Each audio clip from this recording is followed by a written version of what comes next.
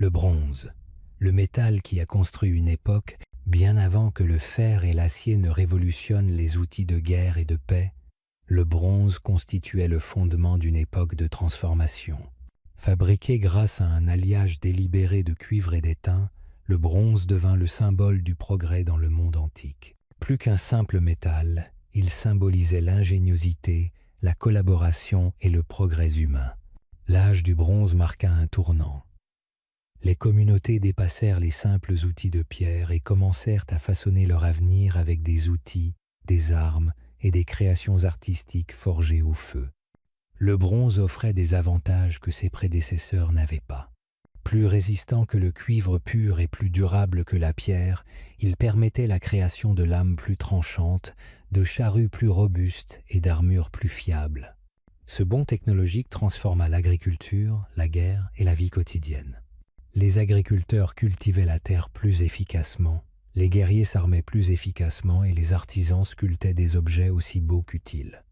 La polyvalence du métal a jeté les bases de l'urbanisation et du travail organisé, les artisans qualifiés devenant essentiels à toute colonie prospère. La production de bronze a également favorisé des systèmes économiques et politiques complexes. Le cuivre et l'étain étant rarement présents ensemble dans la nature, leur acquisition nécessitait un commerce à longue distance et des alliances stratégiques. Les civilisations qui avaient accès à ces ressources, ou pouvaient contrôler leur commerce, ont acquis un pouvoir et une influence considérables. En conséquence, les routes commerciales se sont développées, reliant les mines des hautes terres aux ports côtiers, les déserts aux vallées fluviales. Les royaumes d'Anatolie, de Mésopotamie et du Levant sont devenus des plaques tournantes du commerce, où arrivaient les matières premières et partaient les produits finis. La métallurgie, science du travail des métaux, devint un art respecté et protégé. La connaissance des températures de fusion, des proportions d'alliage et de la conception des moules se transmettait de génération en génération. Les ateliers, souvent situés à proximité de temples ou de palais, reflétaient le statut élevé des métallurgistes au sein de la société. Leur création ne se limitait pas aux outils et aux armes. Le bronze était également utilisé pour la fabrication de statues religieuses, de vases rituels et de bijoux raffinés. Ces objets n'avaient pas seulement une fonction pratique ou spirituelle, mais témoignaient également de la richesse et du goût de leurs propriétaires. L'utilisation généralisée du bronze a contribué à l'essor de puissantes cités, États et des premiers empires. Les chefs ont équipé leurs armées d'armes en bronze, leur conférant ainsi la supériorité au combat et étendant leur domaine. Les chars, équipés de pièces en bronze, sont devenus des symboles de la guerre d'élite, rapides et meurtriers en terrain découvert. Les systèmes administratifs, rendus plus efficaces grâce aux tablettes et aux instruments d'écriture en bronze, ont permis une meilleure gouvernance et une meilleure tenue des registres. Le métal, à bien des égards, est devenu l'épine dorsale de la structure et de la stabilité de l'époque. Pourtant, la dépendance au bronze comportait des risques cachés. À mesure que les réserves d'étain diminuaient ou que les routes commerciales étaient menacées, la production ralentissait. Les sociétés qui s'étaient renforcées grâce à l'accès au bronze se sont retrouvées affaiblies lorsque cet accès s'est essoufflé. Finalement, cette rareté a contribué au déclin de l'âge du bronze, ouvrant la voie à l'essor du fer. Malgré tout, l'héritage du bronze a perduré. Il a façonné toute une époque, une ère d'expansion, de créativité et d'innovation.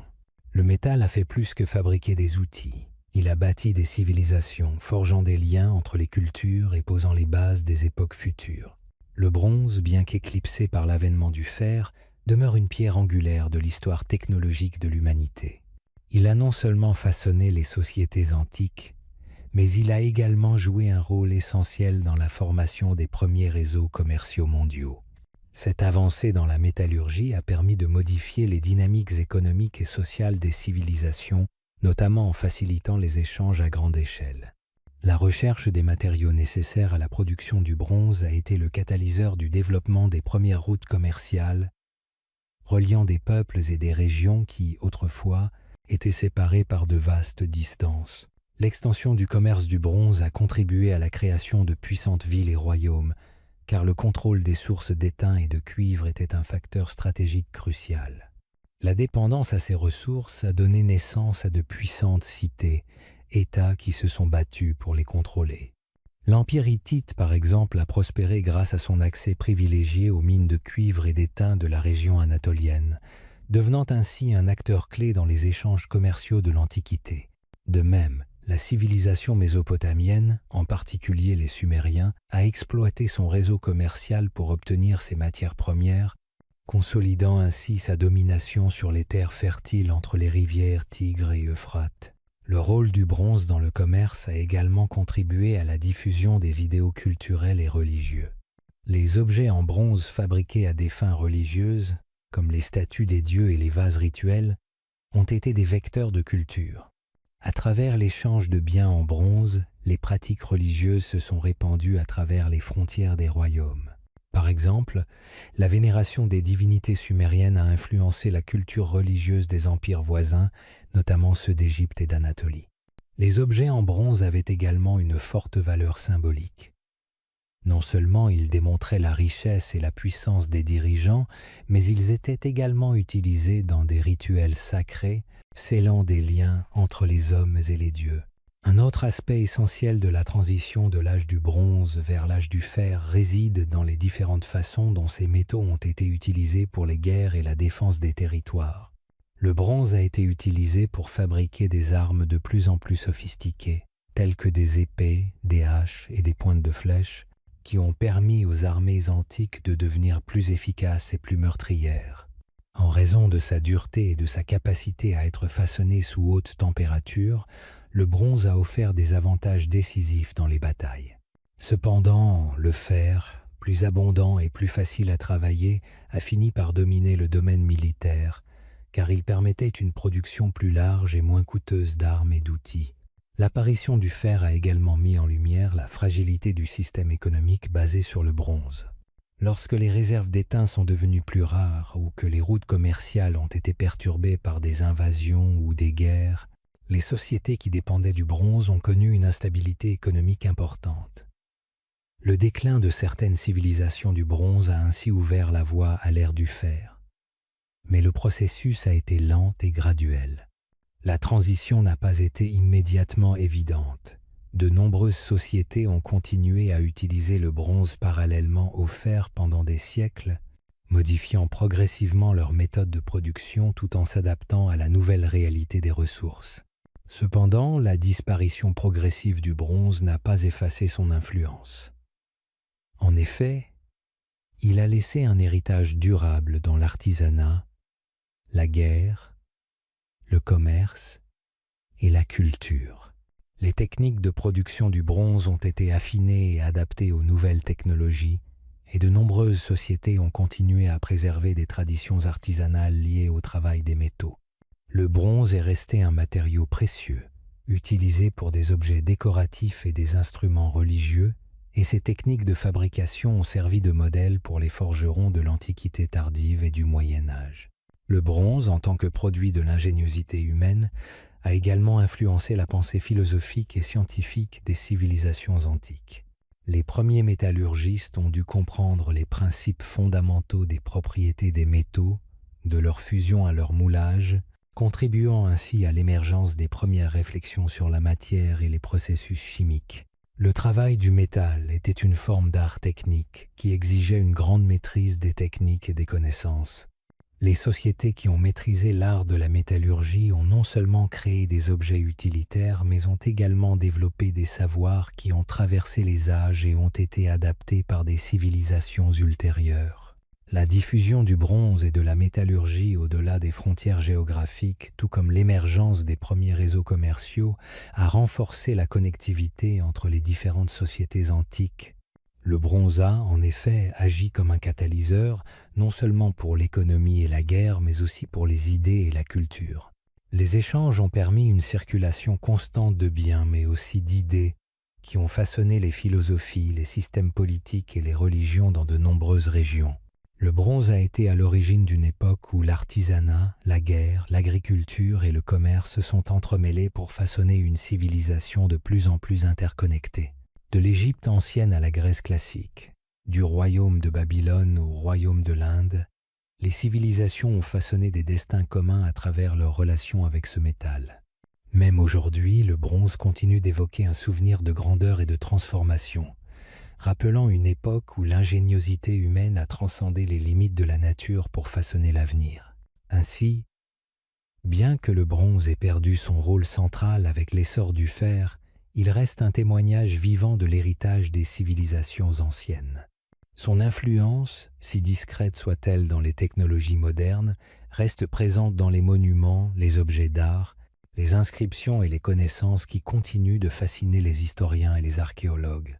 La transition du bronze au fer n'a pas seulement marqué un changement matériel, mais un changement de paradigme, l'apparition d'une nouvelle ère de civilisation humaine. Murmure du destin. Alors que le XIIIe siècle avant notre ère touchait à sa fin, une terreur sourde commença à se répandre parmi les grandes civilisations de la Méditerranée orientale et du Proche-Orient. Ce ne fut pas un effondrement soudain qui bouleversa leur monde, mais plutôt un lent effondrement, marqué par des signes subtils et un malaise croissant. Des royaumes qui avaient résisté pendant des siècles, portés par des réseaux commerciaux complexes, une administration écrite et une économie de palais rigoureusement organisée, commencèrent à montrer des fissures dans leurs façades autrefois imposantes.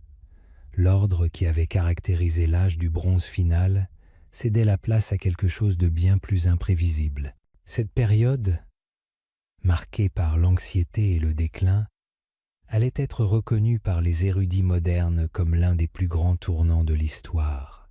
Elle ne commença pas par le feu et la ruine, mais par des murmures de malheur portés par le vent. Dans des villes comme Mycène, Hattusa, Ougarit et Megiddo, la vie évoluait encore au rythme des traditions, mais, sous la surface, les rouages de la civilisation vacillaient. Les palais demeuraient des symboles de l'autorité royale, et les scribes continuaient d'inscrire des écrits sur des tablettes d'argile, mais le monde environnant était en mutation. Les conditions météorologiques devenaient imprévisibles et les récoltes aléatoires. Les réserves de céréales, autrefois débordantes, étaient désormais gérées avec une prudence croissante. La sécheresse s'est installée dans de nombreuses régions, asséchant les rivières et provoquant l'effondrement de l'agriculture. Les agriculteurs, qui avaient longtemps compté sur la prévisibilité des cycles saisonniers, se sont retrouvés à la merci de mauvaises récoltes et de champs stériles. À mesure que la pénurie alimentaire s'installait, les tensions se sont propagées dans les paysages urbains et ruraux. L'interdépendance qui avait fait le succès de l'âge du bronze devint alors sa vulnérabilité. Les grandes civilisations avaient bâti leur puissance sur l'accès à des ressources lointaines, s'appuyant fortement sur les routes commerciales pour se procurer de l'étain, du cuivre, des produits de luxe et même des denrées de première nécessité en période de pénurie. Lorsque ces réseaux furent perturbés, que ce soit par une catastrophe naturelle, la piraterie ou des troubles politiques, les conséquences se firent sentir immédiatement. Les villes portuaires, autrefois animées par les marchands, se calmèrent. Les caravanes n'arrivaient plus avec leurs marchandises exotiques. L'économie, autrefois mondialisée, se contracta, et avec elle la capacité des États à maintenir leur appareil bureaucratique et militaire. Dans l'Empire hittite, autrefois puissance dominante en Anatolie et en Syrie, la tension devint palpable. Les luttes de pouvoir interne affaiblirent l'autorité centrale, tandis que les régions frontalières devinrent de plus en plus agitées. Le vaste réseau de vassaux de l'Empire commença à s'effondrer, incapable ou peu désireux de verser un tribut. Les archives des dernières décennies de Hattusa révèlent des appels à l'aide, des avertissements de rébellion et des signes de rupture diplomatique. La capitale elle-même, autrefois entourée d'imposantes fortifications et faisant la fierté des rois hittites, fut confrontée à une diminution des réserves alimentaires et à une incapacité croissante à entretenir les infrastructures qui avaient longtemps assuré le fonctionnement de l'Empire. Au Levant, un scénario similaire se développa. Ougarit, l'une des villes les plus cosmopolites de la région, située au carrefour du commerce et de la diplomatie, fut victime des pressions croissantes de l'époque. Ces dernières archives témoignent d'une panique grandissante. Des lettres des derniers jours de la ville évoquent des navires ennemis aperçus près des côtes, des cargaisons de céréales non arrivées et des alliances rompues. Une tablette d'argile, laissée dans le four mais jamais cuite, témoigne d'une demande désespérée de renforts militaires, un appel resté sans réponse. La ville fut détruite peu après, laissant ses ruines comme un témoignage figé d'un monde au bord du gouffre. L'Égypte, malgré sa grandeur et sa longue tradition de gouvernement centralisé, ressentit également les effets du désastre qui se préparait.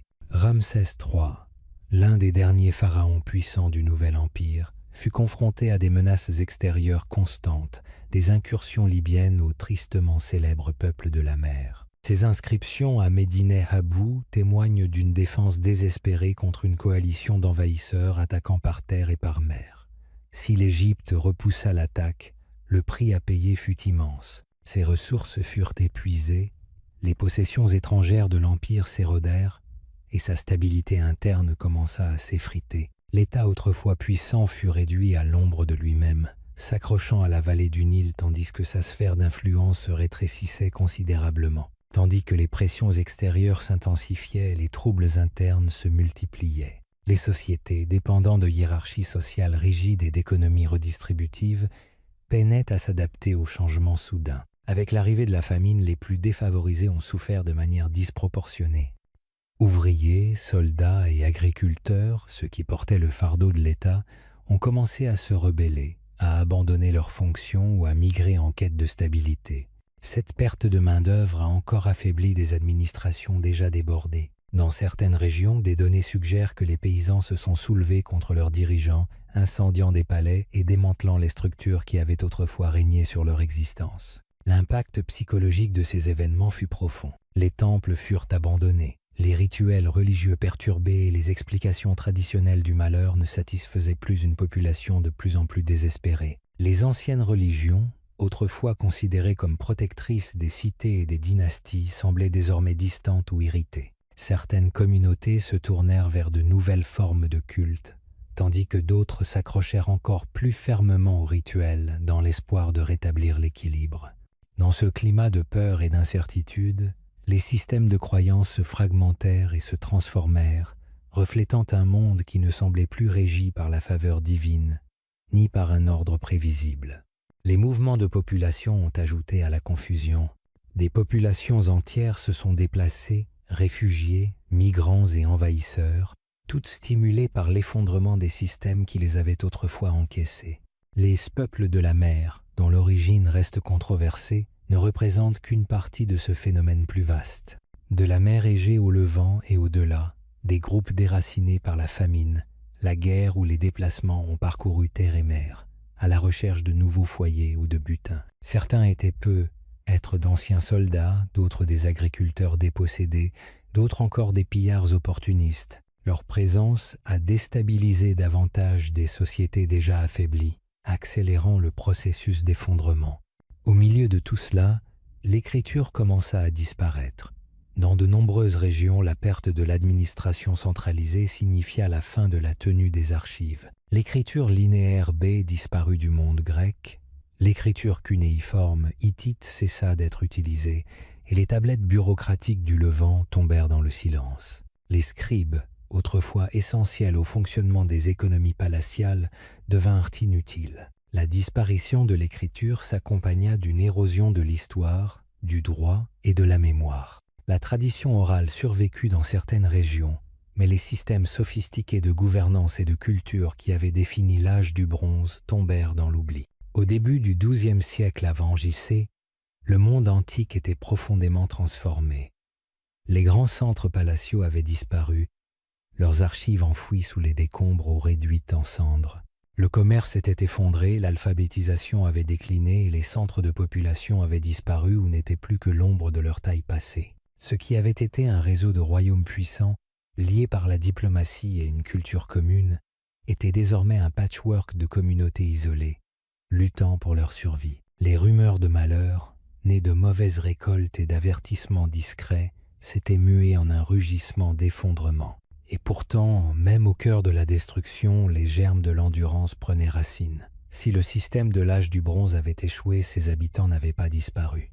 Les survivants construisaient de nouvelles vies au milieu des ruines, puisant dans la mémoire, l'innovation et l'adaptabilité.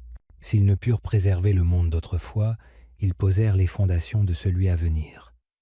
L'effondrement ne marqua pas la fin de la civilisation, mais la fin d'une époque. S'ensuivit un long processus de rétablissement, de réorganisation et de réinvention. Les murmures de malheur avaient annoncé le déclin, mais dans leurs échos résonnait la promesse d'un renouveau. Le silence laissé par la chute laisserait un jour la place à de nouvelles voix, de nouveaux scénarios et de nouvelles histoires à raconter. Dans les siècles qui suivirent l'effondrement des civilisations de l'âge du bronze, une transformation lente mais déterminante se produisit. La grande majorité des connaissances, des pratiques administratives et des technologies de cette époque furent perdues ou oubliées. Cependant, dans cette période de désarroi, une nouvelle dynamique sociale, économique et culturelle se mit en place, marquant la fin d'un monde ancien et le commencement d'une ère de renouveau. Ce processus, bien que chaotique, constitua le terreau fertile sur lequel les civilisations suivantes allaient se reconstruire. Les anciennes structures de pouvoir, basées sur des monarchies centralisées et des empires puissants, se fragmentèrent en de petites communautés isolées. Les grandes cités comme Mycène, Hattusa et Ougarit, qui avaient été les centres de la prospérité, se vidèrent de leurs habitants ou furent abandonnés, les vestiges de leurs palais et temples devenant des témoins silencieux de la chute de ces empires. Les anciennes routes commerciales qui traversaient le monde méditerranéen, essentielles pour la circulation des biens et des idées, se retrouvèrent dans un état de désuétude, les flux commerciaux se tarissant et les régions qui en dépendaient souffrirent de pénurie et de déclin économique. Les sociétés qui survécurent à cette transition eurent à redéfinir leur mode de vie. La centralisation du pouvoir s'effrita, laissant place à des systèmes plus locaux et autonomes. Le commerce se réorienta vers des circuits plus restreints et des formes d'échange plus simples, mais non moins importantes pour la reconstruction de sociétés locales. Les grandes puissances telles que l'Égypte ou les royaumes hittites ne parvinrent pas à se relever de leurs pertes, mais des entités plus petites, comme les royaumes israélites ou les Phéniciens, qui avaient survécu aux destructions, réussirent à se stabiliser et à prospérer en réinventant des modes de gouvernance adaptés aux nouvelles réalités. C'est au sein de ces petits royaumes et cités qu'émergèrent des innovations majeures qui allaient façonner l'avenir de la civilisation. La perte de connaissances sophistiquées dans des domaines comme la métallurgie ou l'écriture n'empêcha pas les sociétés post, âge du bronze, de chercher des solutions adaptées à leurs besoins. Par exemple, la réinvention des pratiques agricoles, la gestion plus rationnelle des ressources naturelles et la création de nouveaux outils plus adaptés aux changements environnementaux devinrent des priorités. Bien que la technique de fabrication du bronze ait disparu en raison de la raréfaction des matières premières, les sociétés apprirent à utiliser le fer, qui devenait plus abondant et accessible. C'est ce changement technologique qui annonça la naissance de l'âge du fer, une ère qui, tout en s'appuyant sur les leçons tirées du passé, apporta de nouvelles dynamiques sociales et politiques. La transition du bronze au fer n'a pas seulement été un changement dans les matériaux, mais aussi un changement de paradigme. Le fer, plus accessible, permettait la fabrication d'armes et d'outils à une échelle beaucoup plus large, ce qui facilita la formation de nouvelles structures étatiques. À la fin du XIIe siècle avant notre ère, de petites cités, États virent le jour, souvent soutenus par une base militaire solide. Ces nouveaux royaumes n'avaient plus l'envergure des empires anciens, mais leur flexibilité et leur capacité d'adaptation leur permirent de se développer, parfois en émergeant là où les grandes civilisations avaient sombré. L'aspect culturel de cette transformation ne fut pas moins important. La fragmentation du monde antique donna naissance à une époque où de nouvelles idées et religions commencèrent à se diffuser. Les anciens cultes, qui avaient perdu leur signification dans le chaos de la chute des empires, furent remplacés ou réinterprétés. Par exemple, le monothéisme israélite commença à se propager dans un monde de plus en plus marqué par des croyances polythéistes, et les dieux et déesses de l'Antiquité furent souvent abandonnés ou redéfinis pour s'adapter aux nouveaux contextes sociaux et politiques. Les migrations, qu'elles soient forcées par les invasions ou volontaires en raison de la famine et de la guerre, jouèrent également un rôle clé dans la reconstruction des sociétés. Les mouvements de population à travers la Méditerranée et le Levant permirent à de nouvelles populations de se fixer sur de nouvelles terres. Ces vagues migratoires apportèrent des influences nouvelles, de nouveaux savoirs et de nouvelles coutumes, mais aussi des tensions et des conflits qui façonnèrent les sociétés futures. Les Phéniciens, par exemple, profitèrent de la situation pour développer un réseau commercial sur les rives de la Méditerranée, en fondant des colonies qui allèrent bien au-delà de leurs frontières d'origine, créant ainsi un réseau d'échanges d'une ampleur sans précédent. Ces colonies furent des foyers d'innovation, contribuant à la diffusion de la culture et des technologies. La guerre, de son côté, continua de jouer un rôle central dans la restructuration du monde antique. Les petites entités politiques, formées après l'effondrement, se livrèrent souvent à des conflits pour s'assurer le contrôle des ressources limitées et de territoires vitaux. Les armées étaient de plus en plus composées de guerriers professionnels, et la notion de guerre juste commença à se définir dans certains cercles philosophiques. En Méditerranée, ces conflits de petite échelle furent les prémices de grands affrontements à venir, comme ceux qui marquèrent l'ascension de nouveaux empires tels que Rome et Carthage, qui allaient dominer la région pendant des siècles. L'influence durable de l'effondrement du monde du bronze ne résida pas uniquement dans le fait qu'il signala la fin d'une époque, mais dans la capacité des peuples à s'adapter à la crise. Si certaines sociétés ont disparu, d'autres ont su se reconstruire à partir des ruines laissées par la chute des grandes civilisations. Ce renouveau n'a pas été rapide et a pris plusieurs siècles, mais il a permis aux sociétés futures de tirer parti de ce qui restait tout en développant des innovations adaptées aux défis nouveaux. Ainsi, les murmures du destin qui avaient commencé par des signes subtils de malaise se sont amplifiés en une dévastation mondiale, mais cette dévastation a permis l'émergence de nouveaux peuples, de nouvelles idées et de nouvelles structures politiques. Si la mémoire des grandes civilisations antiques fut en partie effacée, leurs leçons et leurs héritages, bien qu'altérés, ont persisté dans le monde nouveau qui a suivi. Les survivants de l'âge du bronze ont posé les premières pierres de ce qui deviendrait le monde classique, marquant une transition essentielle de l'histoire de l'humanité. La tempête éclate. La bataille de 1175 Av. JC. Dans la longue chronique de l'effondrement, un événement marque un tournant, un affrontement final et désespéré, symbole de la fin d'une époque. Nous étions en 1175 avant JC, une date gravée dans les annales de l'histoire antique par le fracas des épées, le rugissement des cris de guerre et la fumée qui obscurcissait le ciel du delta du Nil.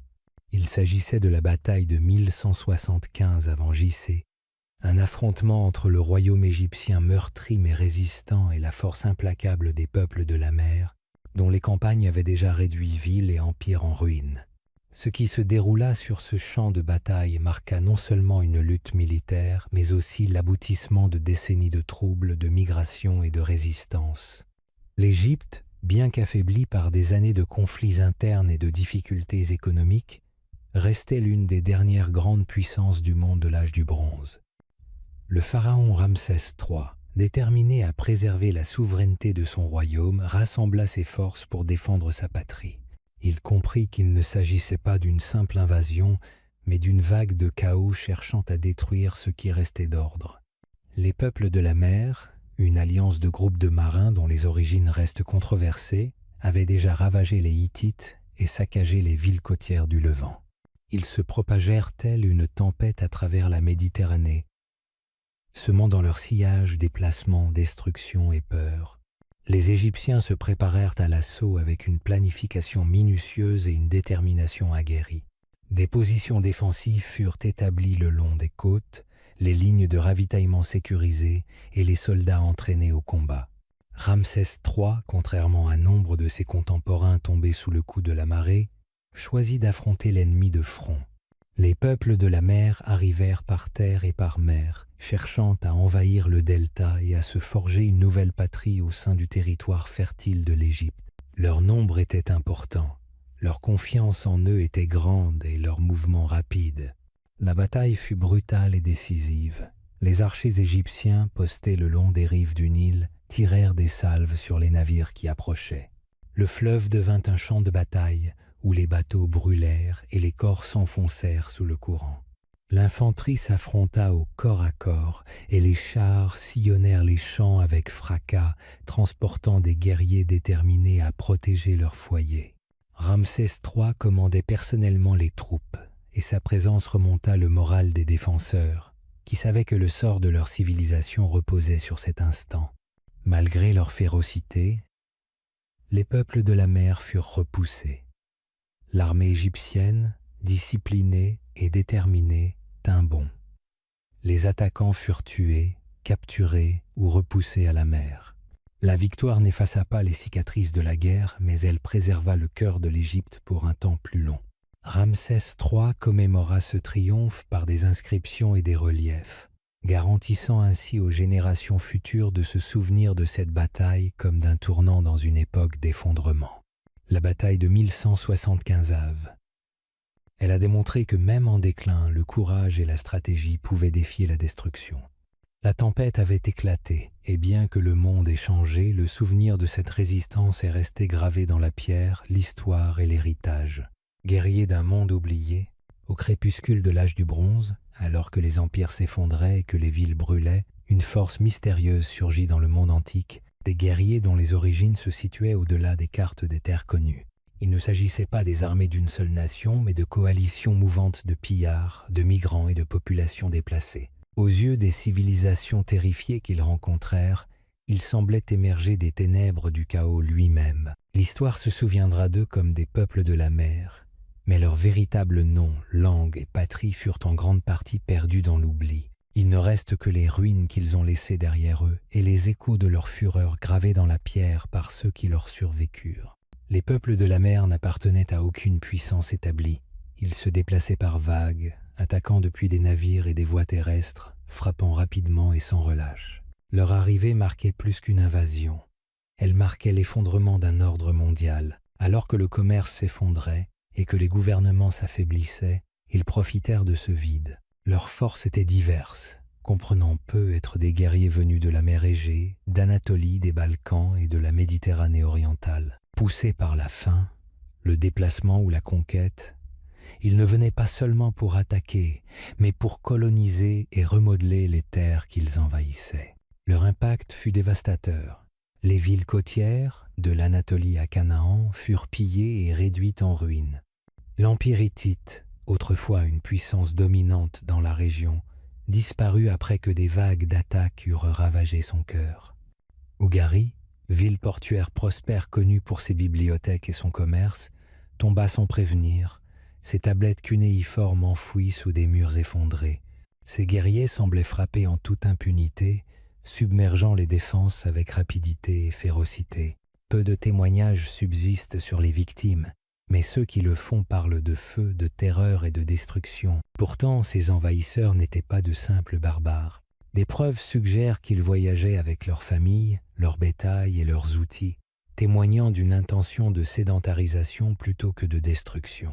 Ils apportèrent avec eux de nouvelles coutumes, armes et technologies. Leurs déplacements bouleversèrent les sociétés établies, mais contribuèrent aussi à poser les bases des cultures futures dans les régions qu'ils touchaient. Le chaos qu'ils semèrent conduisit autant à la transformation qu'à l'effondrement. Dans certains cas, les populations locales fusionnèrent avec les nouveaux arrivants, créant ainsi des identités entièrement nouvelles. L'Égypte, l'une des rares grandes puissances à avoir survécu à l'assaut, a consigné ses combats contre ses guerriers dans des inscriptions de temples. Les pharaons les représentaient avec des casques à cornes, des boucliers ronds et des bateaux distinctifs. Ces images, bien que stylisées, restent parmi les seules traces visuelles de leur apparence. L'Égypte elle-même, cependant, fut profondément ébranlée par ces affrontements. Bien que victorieuse, elle en sortit affaiblie, ne retrouvant plus jamais la force qu'elle possédait autrefois. Les peuples de la mer furent autant des agents de changement que de destruction. Leurs véritables origines ne seront peu être jamais connues, et leurs voix sont absentes des archives qu'ils ont contribué à effacer. Ils étaient des guerriers d'un monde oublié, nés de la crise, portés par le désespoir, et dont on ne se souvient qu'à travers les ruines qu'ils ont laissées derrière eux. Leur héritage ne réside pas dans ce qu'ils ont bâti, mais dans la façon dont leur présence a contribué à mettre fin à une époque et à en faire naître une autre, façonnée par la mémoire, le mythe et la survie. Écho de Mycène, perché sur les collines rocheuses de la Grèce continentale, se dressaient autrefois les citadelles de Mycène, fières forteresses couronnées de murs cyclopéens et de trésors d'or. La civilisation mycénienne, qui doit son nom à sa plus célèbre cité, prospéra à la fin de l'âge du bronze et laissa derrière elle un héritage gravé dans la pierre et murmuré à travers la poésie épique. Ces rois régnèrent sur un réseau de palais, contrôlèrent les routes commerciales à travers la mer Égée et menèrent des combats diplomatiques avec les grandes puissances du monde antique. Pourtant, comme tant d'autres de son époque, Mycène tomba dans le silence, sa grandeur réduite à l'état de ruine. Il ne reste aujourd'hui que ses pierres, mais aussi ses échos, les réverbérations d'une culture autrefois puissante qui a façonné mythes et mémoires pendant des générations. Les Mycéniens héritèrent et développèrent les réalisations des Minoennes, adaptant leur système d'écriture, adoptant des pratiques maritimes et établissant leurs propres systèmes administratifs et religieux. À leur apogée, des cités comme Tirynthe, Pylos, Thèbes et Mycène elles-mêmes étaient des centres de pouvoir fortifiés, soutenus par les villages environnants et reliés par des routes aménagées pour les chars et la logistique militaire. Leur richesse provenait du contrôle des ressources métalliques, de l'agriculture et du commerce maritime qui les reliait à l'Égypte, à l'Anatolie et au Levant. Des tablettes en linéaire B découvertes dans les archives du palais révèlent une bureaucratie avancée et une société dirigée par de puissants rois Wanax. Malgré leur sophistication, les Mycéniens ne furent pas à l'abri des forces qui mirent à mal l'âge du bronze. Vers 1200 Save, J.C., leurs palais furent attaqués, abandonnés ou incendiés. Pylos fut réduite en ruine, Mycène elle-même présenta des signes de siège et d'autres cités furent soudainement dépeuplées. Les raisons restent controversées. Rébellion interne, invasion extérieure, catastrophe naturelle ou lente décomposition d'un système trop complexe pour être maintenu. Quelle qu'en soit la cause, le résultat fut le même. La fin brutale de l'autorité centralisée, la perte de l'alphabétisation et l'effondrement de la société palatiale. Les Mycéniens ne disparurent pourtant pas complètement. Dans de plus petites communautés dispersées sur le continent et dans les îles, les traditions persistèrent. Les styles de poterie évoluèrent, mais conservèrent des motifs familiers. Les pratiques funéraires perdurèrent, quoique avec moins de faste. La narration orale prospéra en l'absence de documents écrits, préservant des récits héroïques qui formeraient un jour l'épine dorsale des épopées homériques. Ces sagas, transmises au fil des siècles, évoquaient une époque lointaine de rois, de guerres et de faveurs divines. Si les événements réels avaient disparu depuis longtemps, leurs échos subsistaient sous la forme d'Achille, d'Agamemnon et d'Ulysse. La chute de Mycène marqua non seulement la fin d'une ère politique, mais aussi le début d'une transformation culturelle. S'ensuivit ce que l'on appelle le Moyen Âge grec, une époque de déclin démographique, de commerce limité et de perte d'alphabétisation. Mais de ce silence, de nouvelles voix finirent par s'élever. Le souvenir de Mycène, filtré par la poésie et la légende, devint un fondement de l'identité grecque. Les murs effondrés et les artefacts dispersés témoignent d'un monde qui, autrefois, atteignit des sommets et s'effondra brutalement, mais laissa derrière lui des idées suffisamment fortes pour perdurer. Dans chaque vers épique et dans chaque pierre sculptée, les échos de Mycène persistent, ombre des Balkans, alors que le soleil se couchait sur les grandes civilisations de l'âge du bronze de la Méditerranée orientale, de nouvelles forces émergeaient des frontières septentrionales, moins connues. Parmi elles figuraient les groupes variés et insaisissables des Balkans, une région accidentée de montagnes, de vallées et de rivières sinueuses. Pendant des siècles, cette terre était restée à la frontière des grands empires du Sud, ces tribus souvent négligées par les chroniqueurs, concentrées sur leurs palais, leurs pyramides et leur puissance maritime. Pourtant, lorsque les puissants royaumes de Mycène, de Hattie et d'Ougarit tombèrent dans le silence, les peuples des Balkans commencèrent à entrer sur la scène de l'histoire. Leur présence, mal documentée et souvent incomprise, contribua à la profonde transformation du monde antique. Se mouvant dans l'ombre du déclin, ils influencèrent le cours de l'effondrement et de la Renaissance avec une force à la fois subtile et profonde. Les sociétés des Balkans à l'âge du bronze final étaient diversifiées et décentralisées. Contrairement aux économies palatiales de la mer Égée ou aux structures impériales du Proche-Orient, les communautés balkaniques étaient plus tribales, moins hiérarchisées et ancrées dans une organisation fondée sur la parenté. Les implantations, souvent construites au sommet de collines défendables, révèlent des traces de fortifications en bois, d'ateliers de métallurgie et d'espaces domestiques bien organisés. Ces peuples possédaient une connaissance approfondie de l'extraction du cuivre et de l'or, et forgeaient des armes, des ornements et des outils alliant praticité et art. Tumulus, trésors et sanctuaires témoignent de pratiques rituelles et d'un ordre social fondé sur le prestige plutôt que sur une monarchie centralisée. Bien que les documents écrits de cette région soient absents pendant l'âge du bronze, les données archéologiques fournissent des preuves convaincantes de changements et de mouvements. À peu près au même moment où les civilisations du Sud connaissaient des effondrements dramatiques, les peuplements des Balkans se sont étendus et déplacés. De nouveaux sites sont apparus dans des zones auparavant inoccupées, tandis que les plus anciens ont été soudainement abandonnés. Ce schéma, associé aux traces de déforestation, à l'évolution de l'agriculture et aux frontières fortifiées, suggère des pressions croissantes, peut être environnementales, démographiques ou les deux. Ces pressions ont pu pousser certains groupes à migrer ou à attaquer vers le sud, contribuant ainsi à l'instabilité de leurs voisins plus complexes. Les prouesses technologiques de ces peuples nordiques sont remarquables. Les objets en métal des Balkans présentent souvent des motifs uniques, notamment des types d'épées et de haches distincts, absents des traditions méridionales. Les liens commerciaux avec la mer Égée et au-delà sont évidents à travers les styles de poterie, l'ambre et les métaux exotiques trouvés dans les Balkans. Bien que n'étant pas des navigateurs de l'envergure des Phéniciens ou des Mycéniens, ils entretenaient des routes terrestres reliant l'Europe à la Méditerranée orientale, jouant à la fois un rôle de commerçants et de transmetteurs culturels. Leur influence n'était pas seulement militaire ou économique, mais aussi culturelle, transformant subtilement les pratiques dans les régions qu'ils atteignaient ou colonisaient. Le mystère qui entoure leur identité ajoute à leur intrigue historique. Des sources classiques ultérieures parlent des Thraces, des Illyriens et des Daces, des tribus connues pour leur indépendance farouche et leurs guerriers talentueux. Il est probable que les prédécesseurs de ces groupes à l'âge du bronze aient participé aux mouvements obscurs qui ont remodelé l'Europe du Sud-Est lors du Grand Déclin.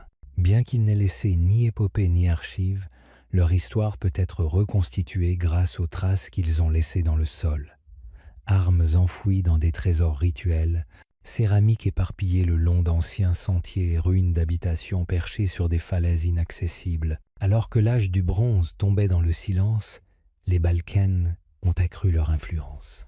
Ils n'ont pas provoqué à eux seuls l'effondrement de l'ancien monde, mais ils ont participé au remaniement des peuples, au redécoupage des territoires et à la construction de nouvelles identités qui ont marqué les siècles à venir. Leur émergence n'a pas été marquée par de grandes conquêtes ou des inscriptions monumentales, mais par un mouvement constant et persistant dans un monde en mutation. En l'absence de témoignages écrits, leur héritage perdure dans les archives archéologiques, une présence murmurée mais indéniable venue des forêts et des hautes terres d'une frontière oubliée. La théorie de la Confédération. Pour comprendre l'effondrement de l'âge du bronze final, historiens et archéologues se sont penchés sur le mystère des peuples de la mer et sur les bouleversements qui ont frappé la Méditerranée orientale. Une explication convaincante, apparue ces dernières décennies, est la théorie de la Confédération. Selon cette hypothèse, les peuples de la mer ne formaient pas un groupe ethnique unique, mais une alliance informelle de tribus déplacées, de guerriers et de migrants, unis par une cause commune. Cette théorie, fondée sur des documents historiques et des modèles archéologiques, aide à comprendre comment une destruction aussi massive a été perpétrée par des forces indépendantes de tout empire connu. La théorie de la Confédération suggère qu'au XIIIe et au début du XIIe siècle avant notre ère, des groupes venus de toute la mer Égée, d'Anatolie, des Balkans et de la Méditerranée orientale se sont regroupés par nécessité. Ces groupes pouvaient inclure des mercenaires démobilisés, des paysans sans terre, des réfugiés climatiques et des chefs en quête de nouveaux territoires. Tandis que les grandes puissances vacillaient sous l'effet de la sécheresse et des conflits, le vide d'autorité a ouvert la voie à ces peuples pour se déplacer, attaquer et s'installer. Leur action n'était pas coordonnée par un commandement central, mais par des opportunités et des griffes partagées.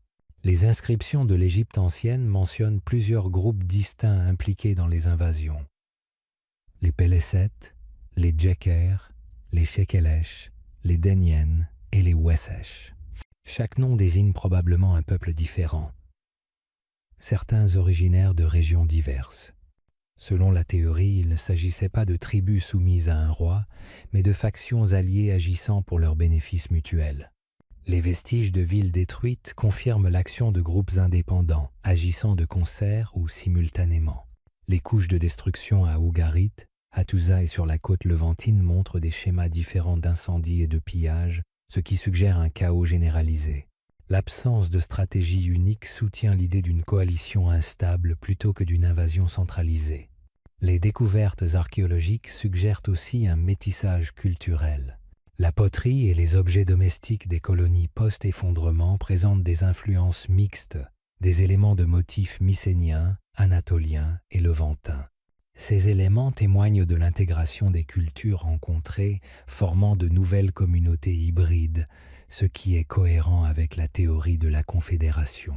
Cette théorie aide aussi à expliquer la persistance de certains groupes après les invasions. Les Pélésètes, par exemple, sont considérés comme les Philistins qui se sont installés durablement le long de la côte sud de Canaan. Leur culture matérielle montre des traits égéens, mais aussi des adaptations locales. Cela suggère qu'ils n'étaient pas de simples pillards, mais des colons établis. Bien que la théorie de la confédération ne résolve pas tous les mystères, elle offre une vision nuancée de cette période. Elle redéfinit l'effondrement non comme le simple résultat d'invasions barbares, mais comme un processus complexe impliquant alliances, déplacements environnementaux et guerres opportunistes. Les peuples de la mer deviennent ainsi une force dynamique, née de l'effondrement qu'ils ont contribué à accélérer. Le mystère perdure. Au fil des siècles et des transformations du monde, le souvenir de l'effondrement de l'âge du bronze final est resté ancré dans les mythes, les textes fragmentés et les ruines enfouies. Entre 1200 et 1100 avant JC, la dévastation qui a balayé la Méditerranée orientale a été presque oubliée, ses causes et ses conséquences obscurcies par le temps. Les empires de la région ont disparu, leurs archives perdues ou indéchiffrables, leurs cités en ruine. Cependant, les échos de cette catastrophe ont persisté, suscitant questions et débats. Le mystère de l'âge du bronze persiste, mettant les chercheurs au défi de reconstituer une histoire qui traverse continents, cultures et siècles. Ce qui rend cet effondrement si énigmatique réside dans sa soudaineté et son ampleur. En un temps relativement court, presque toutes les grandes civilisations de la Méditerranée orientale ont connu des destructions massives, un déclin démographique et une désintégration culturelle. L'empire hittite a disparu, les palais mycéniens ont été abandonnés, Ougarit a été réduite en cendres, et l'Égypte a lutté pour survivre aux invasions. Les routes commerciales se sont effondrées, les systèmes d'écriture ont disparu, et la vie urbaine a diminué. Le monde, autrefois interconnecté, s'est fragmenté. Malgré des recherches archéologiques et des analyses textuelles, aucune cause unique n'a été identifiée. Les chercheurs considèrent l'effondrement comme une convergence de multiples facteurs. Le changement climatique, avec des sécheresses prolongées, semble avoir joué un rôle, aggravé par des tremblements de terre. L'instabilité politique a également contribué à la chute des structures étatiques, facilitées par des envahisseurs comme les peuples de la mer, dont l'origine et l'identité demeurent un mystère. L'identité des peuples de la mer reste floue. Les sources égyptiennes mentionnent plusieurs groupes, mais leurs territoires d'origine ne sont pas clairement définis. Leurs attaques coordonnées ont déstabilisé des régions déjà affaiblies. Leur héritage est particulièrement visible en Philistie, où leurs descendants ont fondé des colonies. Malgré les destructions, le monde post-effondrement n'était pas dénué de résilience. Au fil du temps, de nouvelles sociétés émergèrent, adaptant les conditions à leurs besoins. Les épopées d'Homère, bien que composées plus tard, conservèrent des souvenirs des guerres mycéniennes et des cités déchues, témoignant de l'impact de l'effondrement. Le souvenir de cette époque, bien qu'altéré et mythifié, demeure vivant dans la culture. Les tentatives modernes de reconstitution s'appuient sur un large éventail de disciplines. Les archéologues examinent les couches de destruction, les échantillons de carbone et les sites abandonnés pour identifier des chronologies. Les climatologues étudient les carottes de glace et les échantillons de pollen pour comprendre les changements environnementaux. Toutefois, le mystère reste flou, obscurci par le manque de preuves et l'immensité du temps. Cet effondrement a aussi des parallèles avec les défis modernes. L'interdépendance des sociétés de l'âge du bronze reflète certains aspects du monde globalisé actuel. La soudaineté de l'effondrement historique nous met en garde contre la fragilité des civilisations même avancées. Pourtant, elle souligne aussi la résilience, l'adaptation et la survie culturelle. Avec les nouvelles technologies comme la télédétection et l'imagerie satellite, des découvertes pourraient éclairer ce mystère. Cependant, certaines questions ne trouveront probablement jamais de réponse complète. L'effondrement de l'âge du bronze demeure une histoire perdue à cause du feu, de la décomposition et du temps. Ces cicatrices sont gravées dans les ruines, et son mystère continue de captiver l'imagination, nous incitant à poursuivre nos recherches et notre mémoire. La vague oubliée, dans le grand récit de l'effondrement de l'âge du bronze final, l'attention se concentre souvent sur la chute des grands empires et la destruction des cités monumentales. Des noms comme Hattusa, Mycènes, Ougarit et les peuples de la mer dominent le débat, leurs histoires préservées par les ruines, les archives et les récits dramatiques. Pourtant, sous ce tumulte, une autre dynamique, plus discrète, a transformé durablement le paysage. C'est l'histoire de la vague oubliée, un vaste mouvement de population, d'idées et de bouleversements ayant balayé des régions restées hors du champ des scribes antiques et des projecteurs modernes.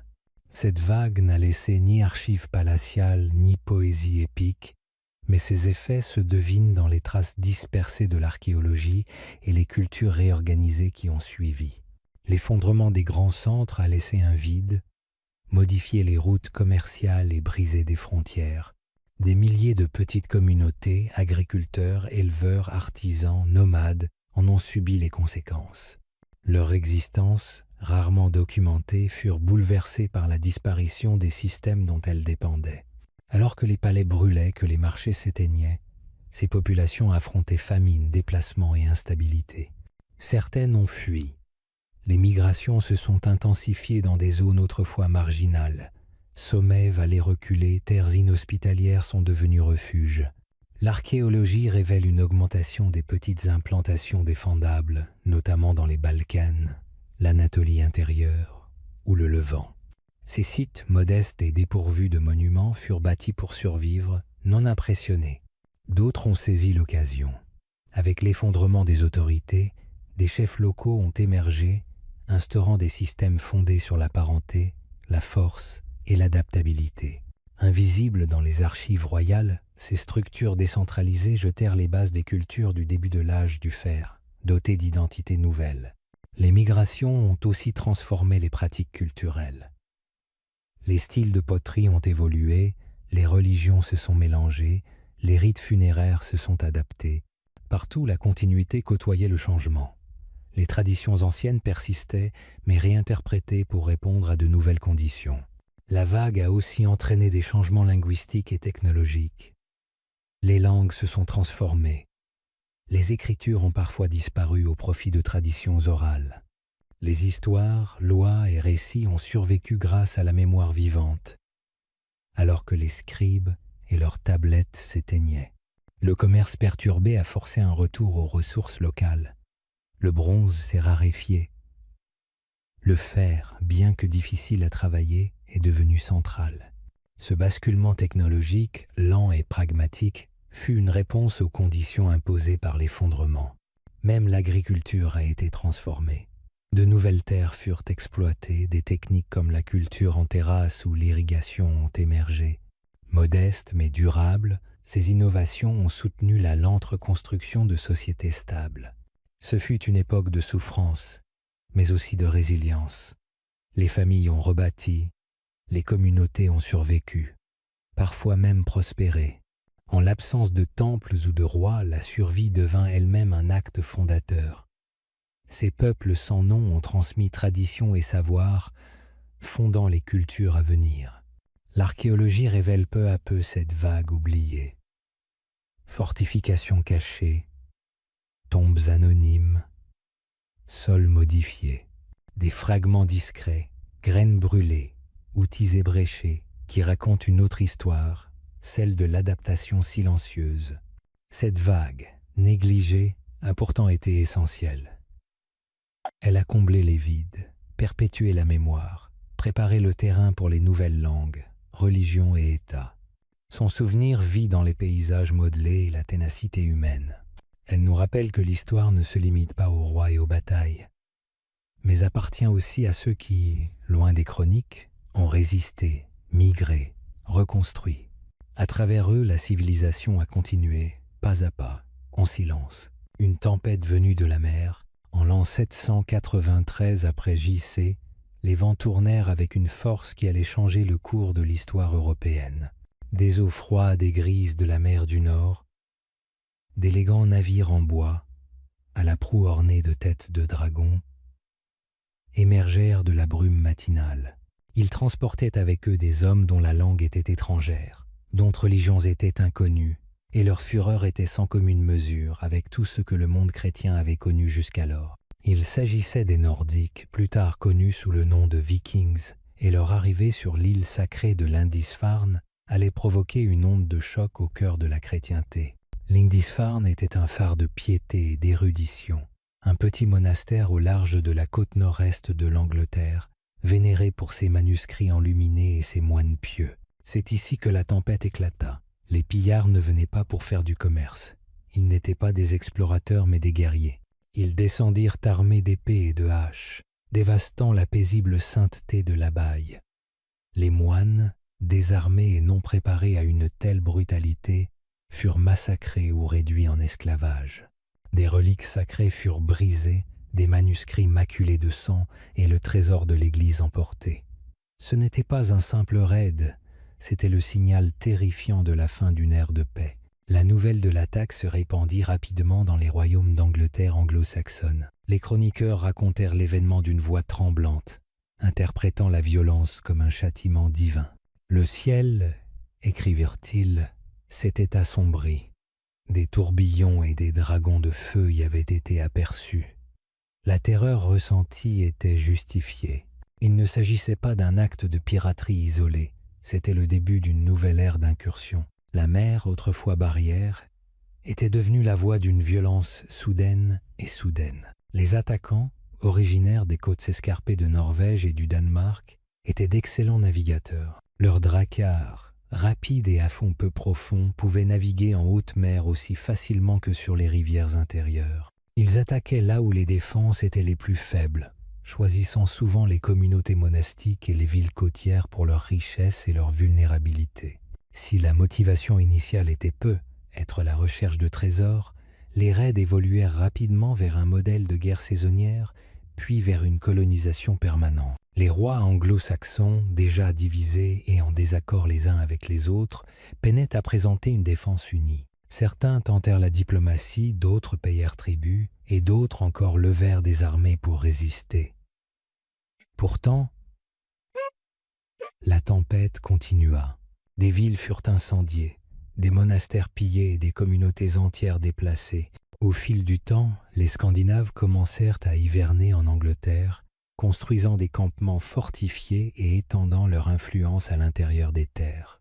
Malgré la dévastation, les invasions vikings ont involontairement provoqué des changements. Face à la menace, les royaumes se sont consolidés, les tactiques militaires ont évolué et les fortifications ont été renforcées. La peur a inspiré l'innovation. Si les incursions nordiques ont engendré des souffrances, elles ont aussi favorisé les échanges culturels, l'ouverture de nouvelles routes commerciales et, à terme, l'intégration des colons nordiques aux populations locales. La tempête venue de la mer fut violente, mais elle n'a pas été sans conséquences ni complexité. Elle a marqué la fin d'un chapitre et le début difficile d'un autre, une époque d'épée et de sagas, de conflits et de transformations. Le monde dans lequel les Vikings sont entrés ne serait plus jamais le même. L'âge d'or avant l'effondrement, avant que l'ombre de la ruine ne s'abatte sur le monde antique, il y eut une époque de paix, de prospérité et de progrès remarquables. Cette période, souvent qualifiée d'âge d'or, témoignaient des sommets que les civilisations pouvaient atteindre lorsque l'ordre, la culture et l'économie prospéraient ensemble. Du croissant fertile de Mésopotamie au rivage ensoleillé de la Méditerranée, des empires s'élevèrent et prospérèrent, unis par le commerce, l'innovation et la quête commune du savoir. L'architecture atteignit de nouveaux sommets, la littérature fut enregistrée et préservée, et la science commença à franchir avec assurance ses premiers pas au-delà des mythes et des superstitions. Les villes resplendissaient de leurs structures de marbre, de leurs mosaïques complexes et de leurs marchés animés regorgeant de marchandises venues de tous les continents. L'élite dirigeante finançait artistes, philosophes et ingénieurs, inaugurant une époque où la créativité et l'intelligence étaient célébrées. Des routes furent pavées, des aqueducs transportèrent l'eau vers des régions lointaines et les systèmes administratifs furent perfectionnés pour maintenir la fluidité du commerce et du droit. Dans les tribunaux et les académies, les penseurs débattaient d'idées qui résonneraient pendant des siècles, leurs mots gravés dans l'argile, l'encre ou la pierre, préservés pour les générations à venir. Cet âge d'or n'était pas seulement synonyme de richesse ou de conquête, mais aussi d'harmonie culturelle. Dans de nombreuses régions, des peuples divers coexistaient, échangeant langues, croyances et technologies. Les centres religieux côtoyaient les théâtres et les bibliothèques, chacun symbole de l'identité complexe et plurielle de la société. Les routes maritimes reliaient des empires lointains, permettant la libre circulation des épices, des métaux et des textiles, enrichissant marchands et monarques. Les économies prospéraient grâce à des systèmes monétaires et de mesures standardisées, permettant à la confiance de s'instaurer entre des régions jusque-là unies. Pourtant, sous cette splendeur se cachaient des failles, souvent invisibles dans l'éclat de la prospérité. La croissance démographique s'accompagnait d'une demande croissante de terres, de main-d'œuvre et de dirigeants. Les ressources naturelles, autrefois abondantes, commencèrent à s'épuiser sous le poids d'empires en expansion.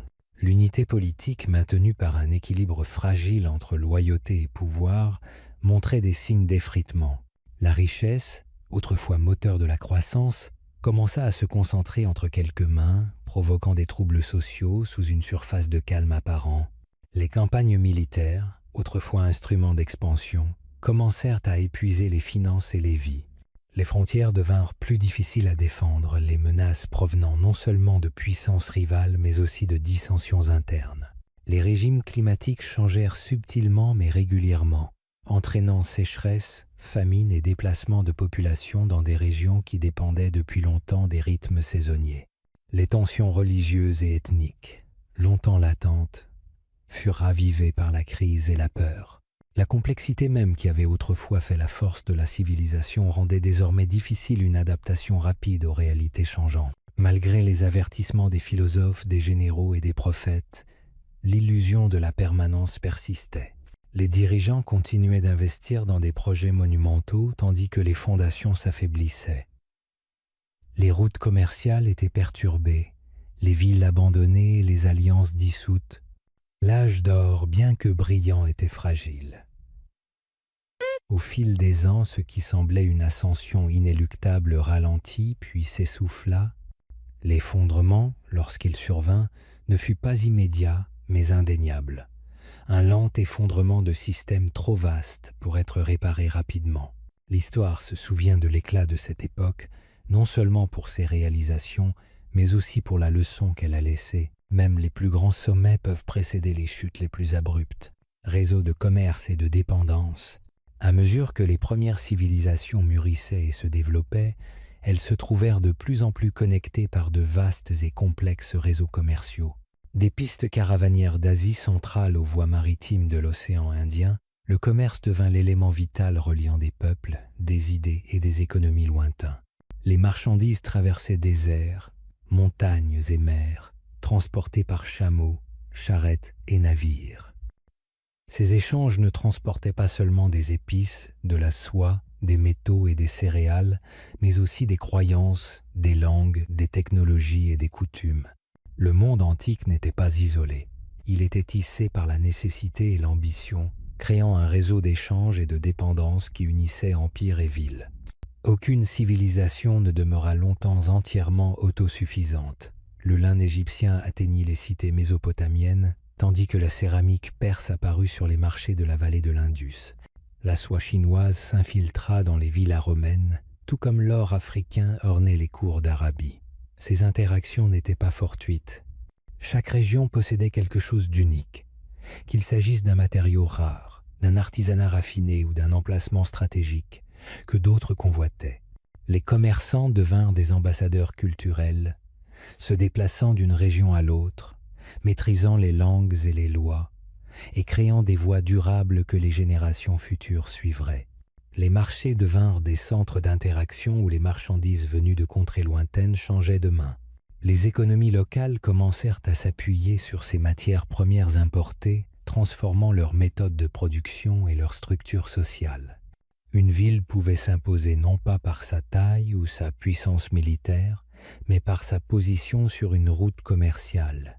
Les ports prospérèrent, les villes frontalières se développèrent et les centres de l'intérieur s'adaptèrent pour servir de plateforme logistique. Le flux des échanges influença tout, de l'alimentation à la mode, de la religion à la politique. La force d'un royaume ne se jugeait plus uniquement à son armée, mais à la vitalité de ses réseaux commerciaux. Cependant, les avantages du commerce s'accompagnaient de vulnérabilité. À mesure que les villes et les empires devenaient plus dépendants des importations, ils s'exposaient à des perturbations extérieures. Une sécheresse dans une région pouvait interrompre les exportations de céréales, provoquant une famine ailleurs. La guerre ou la piraterie pouvaient fermer une route, perturbant l'équilibre de nombreuses économies. Des épidémies, transportées à l'insu des marchands ou des animaux, empruntaient ces mêmes voies commerciales, affectant des populations éloignées de leur point d'origine. Les liens mêmes qui unissaient le monde pouvaient également véhiculer l'instabilité. La dépendance créa une pression pour contrôler les moyens d'échange. Les empires investirent massivement dans la sécurisation des routes, des forteresses et des flottes navales afin de protéger et d'étendre leur influence commerciale. Des traités furent signés, des alliances forgées, et parfois des guerres entières furent menées pour l'accès à des biens ou des ports clés. Les décisions politiques furent de plus en plus influencées par les intérêts économiques et les dirigeants se trouvèrent contraints de naviguer entre diplomatie et marché pour maintenir leur position. Malgré les risques, le réseau commercial était essentiel. C'est par lui que l'innovation s'est propagée. La fabrication du papier, la navigation à la boussole et les techniques agricoles ont traversé les frontières et transformé les sociétés. Les échanges culturels ont approfondi la compréhension et parfois transformé des systèmes de croyances entiers. L'interdépendance des civilisations a créé un monde dynamique et évolutif, où la distance ne garantissait plus la séparation. Dans ce réseau croissant, le destin d'une région était souvent lié à celui d'une autre. Le commerce avait tissé le monde antique et continuerait de façonner le cours de l'histoire en temps de paix comme en temps de crise. Les réseaux commerciaux antiques étaient bien plus qu'une simple infrastructure de transactions économiques. Ils constituaient un système complexe qui façonnait l'interconnexion des cultures, des idées et des populations. Ces échanges n'étaient pas uniquement déterminés par les besoins matériels, mais aussi par les dynamiques politiques, culturelles et sociales qui en découlaient. Les routes commerciales reliant des civilisations lointaines permettaient de diffuser non seulement des biens précieux, mais aussi des innovations techniques et des connaissances. Par exemple, la soie chinoise, qui circulait jusque dans les villas romaines, ne faisait pas qu'enrichir les coffres de l'Empire romain. Elle favorisait également l'introduction de nouvelles techniques de tissage et des influences artistiques en Europe. L'Inde, avec son épice précieuse et ses produits artisanaux, jouait un rôle clé dans ce grand échange global, tout comme la Perse, qui servait de carrefour entre l'Orient et l'Occident. De cette façon, le commerce devenait un moteur d'innovation, ouvrant la voie à des transformations profondes dans la structure des sociétés. Les sociétés agricoles se virent dotées de nouveaux outils, de nouvelles techniques de culture, et même de nouvelles pratiques religieuses importées par les marchands. Les anciennes croyances religieuses furent également modifiées par les influences extérieures. Les dieux égyptiens, par exemple, ont évolué en partie grâce à des échanges culturels avec la Grèce et plus tard avec Rome. Cette interconnexion, si précieuse, créait aussi des vulnérabilités. Les civilisations qui avaient tissé des réseaux de commerce étaient également dépendantes des flux qui les nourrissaient. Les perturbations dans ces réseaux pouvaient entraîner des conséquences dramatiques, comme le montrent les histoires de famine et de guerre alimentées par l'interruption du commerce de céréales. Par ailleurs, la piraterie et les invasions extérieures, qui affaiblissaient les grandes routes commerciales, étaient des menaces constantes. Le commerce, au-delà d'être une bénédiction pour le monde antique, devenait une source d'instabilité si ses voies étaient menacées. Les relations diplomatiques se jouaient autour du contrôle des routes commerciales et les conflits pour des ressources ou des ports stratégiques étaient fréquents. En effet, l'influence du commerce allait bien au-delà de la simple circulation de marchandises. La puissance des empires se mesurait en partie à la capacité de sécuriser et d'étendre ces routes commerciales. Les grands empires comme Rome, l'Empire perse ou plus tard l'Empire islamique investissaient d'importantes ressources pour garantir la sécurité de leurs réseaux commerciaux. De puissantes armées et des flottes navales étaient mises en place pour protéger les routes maritimes, mais aussi pour repousser les intrusions extérieures. En Asie, des forteresses étaient construites pour sécuriser les routes terrestres, comme le montre le célèbre réseau de routes de la soie. Ce contrôle du commerce impliquait également une gestion de la diplomatie. Les alliances politiques étaient souvent renforcées par des accords commerciaux et des traités étaient signés pour garantir l'accès à certaines ressources vitales. La compétition pour le contrôle de ces routes commerciales était impitoyable. La guerre, parfois déclarée pour des raisons économiques, se mêlait aux ambitions impériales. Les conflits qui naissaient de la lutte pour les routes commerciales, comme les guerres entre les Romains et les Parthes, ou les rivalités entre les cités grecques et les royaumes voisins, était aussi une manière de s'assurer des avantages économiques cruciaux. La stratégie militaire, en particulier les tactiques navales, évoluait sans cesse pour permettre aux puissances commerciales de maintenir leur position dominante. Les routes commerciales traversant l'Asie, l'Afrique et l'Europe ont aussi favorisé les échanges intellectuels et philosophiques. Les penseurs et les scientifiques se sont souvent déplacés d'un empire à l'autre, échangeant des idées, des savoirs et des découvertes. Cela a permis aux mathématiques, à l'astronomie et à la médecine de se développer, notamment en Inde et en Grèce, pour influencer les traditions intellectuelles dans le monde romain et musulman. Par exemple, les mathématiques arabes ont intégré des connaissances indiennes sur les chiffres et les équations, et ce savoir a été transmis à l'Europe médiévale par le biais des échanges commerciaux. Les connaissances agricoles, quant à elles, ont eu un impact considérable. Les idées sur l'irrigation et les cultures agricoles provenaient de régions aussi variées que la Mésopotamie, l'Égypte et la Chine, mais se sont retrouvées dans de nouvelles régions grâce au commerce. Ce partage des pratiques agricoles a permis aux sociétés d'améliorer leur production alimentaire, soutenant ainsi l'augmentation de la population et la croissance des cités. Dans le même temps, les marchandises qui circulaient étaient loin de se limiter aux produits de luxe. Le sel, les céréales, le bois et d'autres matériaux essentiels faisaient partie intégrante de ces échanges. Ces biens de consommation courante étaient vitaux pour la survie de nombreuses sociétés. La demande en matières premières, en particulier en métaux comme le cuivre, l'étain et le fer, a facilité le développement de nouvelles industries, créant des dynamiques économiques à l'échelle mondiale. Cependant, avec cette expansion et cette interdépendance croissante, les civilisations étaient plus exposées à de nouvelles formes de vulnérabilité. Les sociétés qui étaient les plus dépendantes de leurs réseaux commerciaux étaient également les plus susceptibles de s'effondrer lorsque ces flux étaient perturbés. Les invasions barbares, les épidémies et les catastrophes naturelles ont mis à l'épreuve ces civilisations interconnectées. Les échanges ne sont pas seulement porteurs de biens matériels, mais aussi de maladies, qui se propagent rapidement le long de ces mêmes routes. À la fin, les réseaux commerciaux antiques ont contribué à façonner un monde plus globalisé, en tissant des liens entre différentes cultures et en favorisant des transformations profondes dans les sociétés. Mais ils ont aussi montré la fragilité des civilisations face à des forces extérieures et des défis internes. Ce modèle d'interconnexion et de dépendance continue de nous rappeler les défis que représentent les échanges globaux dans le monde moderne, où les chaînes d'approvisionnement mondiales sont soumises aux mêmes vulnérabilités que celles des anciennes civilisations. La leçon est claire.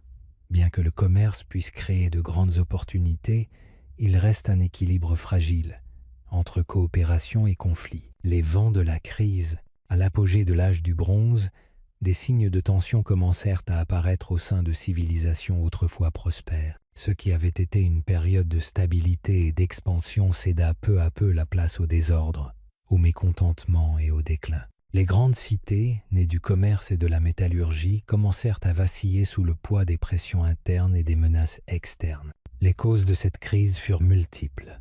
Instabilité économique, difficultés environnementales, fragmentation politique et incursions étrangères, créant un malaise croissant. La production agricole, fondement de toute société ancienne, commença à décliner.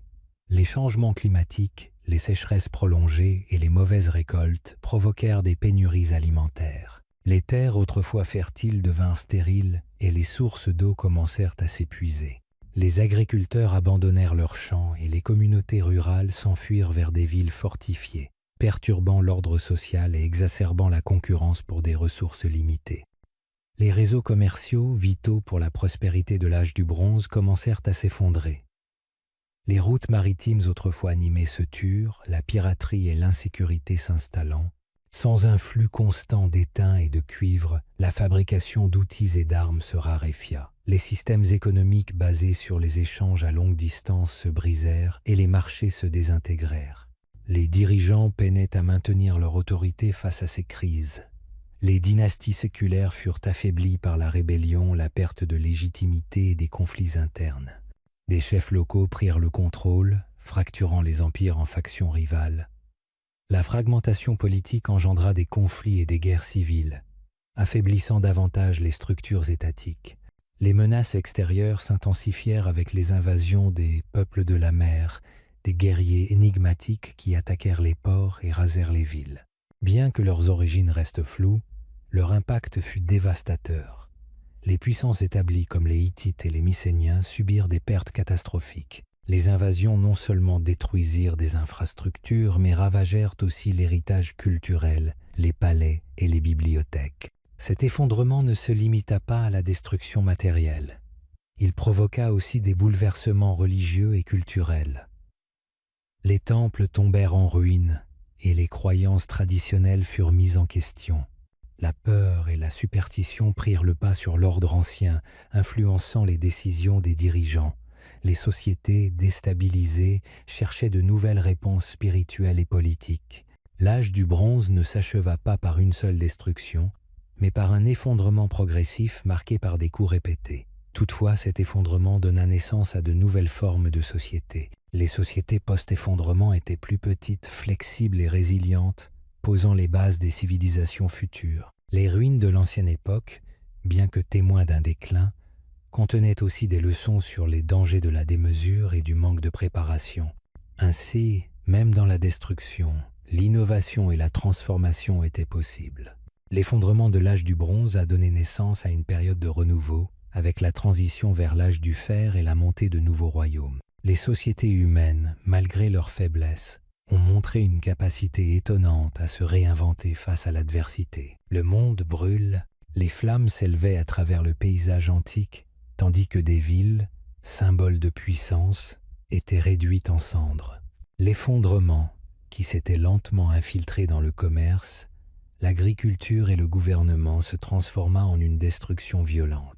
De la mer Égée à la Mésopotamie, la fumée obscurcissait le ciel, tandis que palais et temples s'écroulaient. Le monde, autrefois défini par des systèmes prospères, était désormais ravagé par le chaos.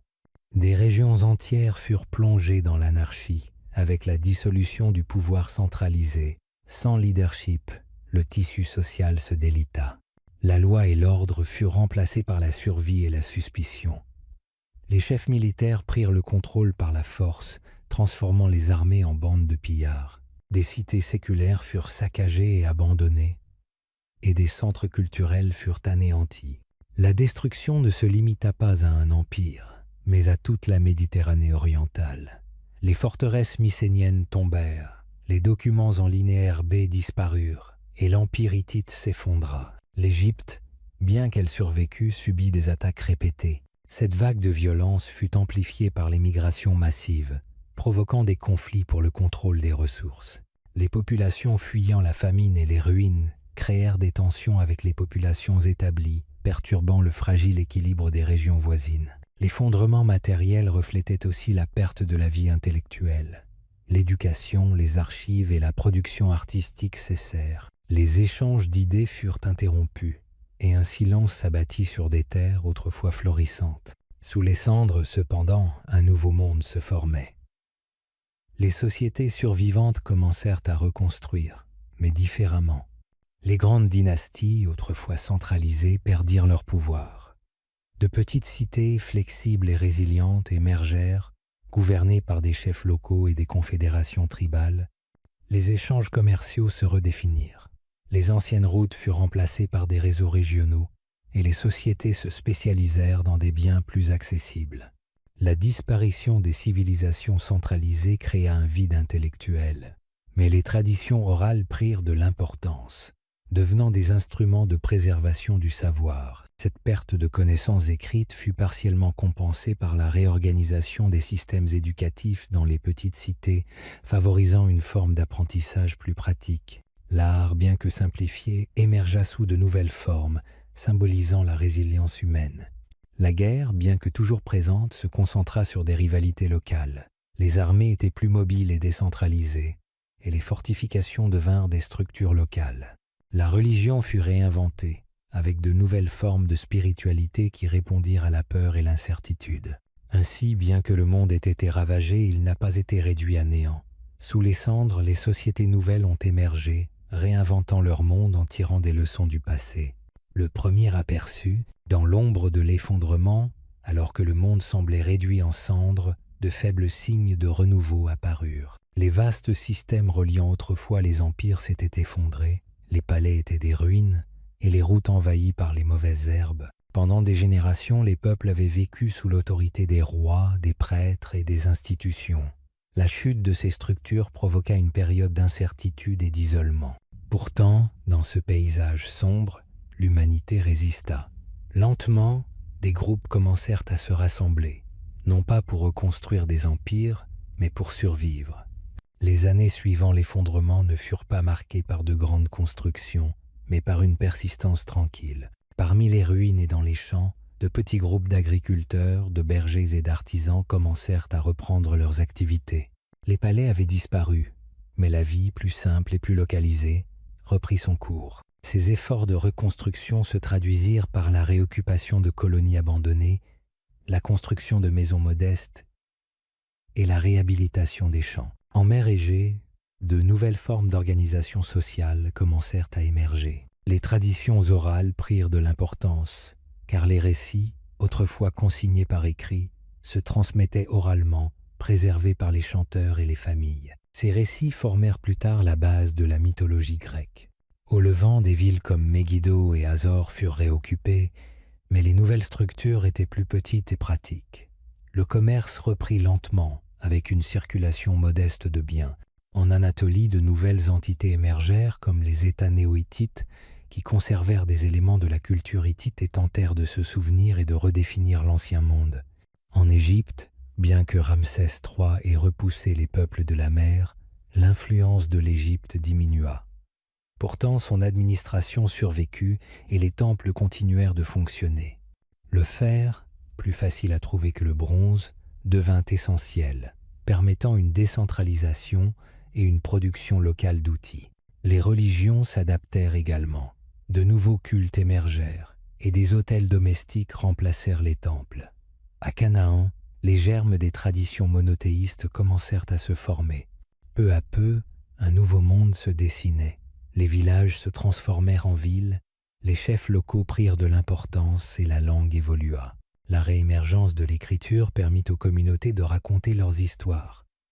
Les légendes se formèrent pour expliquer la chute des cités. L'âge du fer ne fut pas un retour au passé, mais la construction d'un avenir à partir de ces fragments. Ce fut un aperçu non pas de la gloire, mais de l'endurance, et cette endurance porterait le monde vers un nouveau chapitre de son histoire. Pirates ou migrants, alors que l'âge du bronze final s'effondrait, des régions entières furent englouties par le chaos et les bouleversements. Parmi les acteurs les plus énigmatiques de cette transformation figuraient les peuples de la mer, des groupes qui prirent d'assaut les côtes de la Méditerranée orientale, renversant des villes et ébranlant des empires. Pourtant, leur véritable nature demeure entourée de mystères. Étaient-ils des pirates impitoyables saisissant l'occasion de piller un monde en ruine, ou des migrants désespérés en quête de sécurité, de nourriture et de terre? Les preuves sont fragmentaires, les sources rares, mais la question continue d'interroger les historiens. Ces envahisseurs étaient-ils des pillards opportunistes ou des victimes de catastrophes plus vastes en déplacement? Les documents anciens, principalement issus de sources égyptiennes et proches orientales, les présentent souvent comme de violents agresseurs. Les murs du temple de Médinet Abou illustrent de féroces batailles navales au cours desquelles le pharaon Ramsès III repousse les peuples de la mer des côtes égyptiennes. Les inscriptions évoquent le feu et la ruine, des villes dévastées et des nations anéanties. Ces récits mettent l'accent sur la confrontation militaire et décrivent les peuples de la mer comme une menace unie. Pourtant, même au sein de ces récits dramatiques, des indices subtils complexifient le tableau. La mention de femmes, d'enfants et de charrettes à bœufs dans les colonnes d'invasion suggère non pas une armée isolée, mais des communautés entières en mouvement. Les découvertes archéologiques corroborent les deux interprétations. Des sites du Levant et d'Anatolie présentent des signes de destruction, d'abandon soudain et de mutation culturelle. Des armes et des outils de conception étrangère côtoient des artefacts locaux. À certains endroits, de nouvelles implantations apparaissent peu après la chute des anciennes, ce qui suggère que les envahisseurs sont peu, être restés et se sont assimilés. Ces signes suggèrent des déplacements et des réinstallations plutôt qu'une simple conquête. Il semble de plus en plus probable que les peuples de la mer étaient un mélange de bandes de guerriers et de populations déplacées en quête d'une nouvelle vie au cœur de la catastrophe. Le contexte plus large de l'époque offre un éclairage plus complet. Changements climatiques, tremblements de terre, famines et perturbations économiques ont affecté une grande partie du monde antique à cette époque. Les mauvaises récoltes ont poussé les sociétés au bord du gouffre et les réseaux commerciaux se sont désintégrés. Avec l'effondrement des systèmes de soutien traditionnels, des groupes entiers ont pu être contraints de quitter leur terre d'origine en quête de stabilité. Ce qui apparaît comme une invasion pourrait, en partie, être une migration dans des conditions désespérées. Dans un tel scénario, la violence n'aurait pas été le seul objectif, mais une réponse à la résistance des populations déjà installées. Pourtant, la piraterie ne peut être totalement exclue. Le déclin du pouvoir naval centralisé a créé des opportunités de raids maritimes. Les navires marchands, autrefois protégés par des flottes, sont devenus vulnérables aux attaques. Les villes côtières, affaiblies par leur délabrement interne, étaient des cibles faciles pour les navires rapides. Le pillage était une tactique de survie pour certains, une stratégie de conquête pour d'autres. Dans un monde sans frontières ni règles claires, la frontière entre pirates et migrants s'estompait. En fin de compte, les peuples de la mer n'étaient probablement pas un, mais plusieurs. Ils comptaient peu être parmi leurs rangs des mercenaires, des réfugiés, des aventuriers et des agriculteurs déplacés.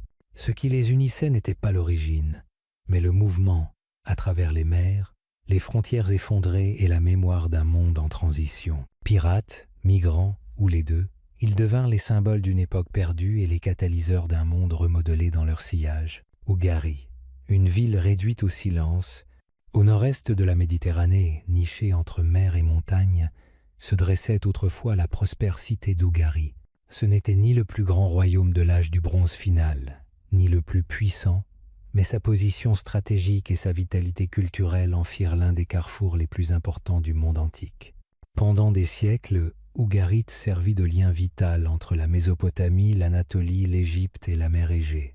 Sa richesse, tirée du commerce, de la diplomatie et de l'agriculture, lui permit de prospérer comme un pôle cosmopolite.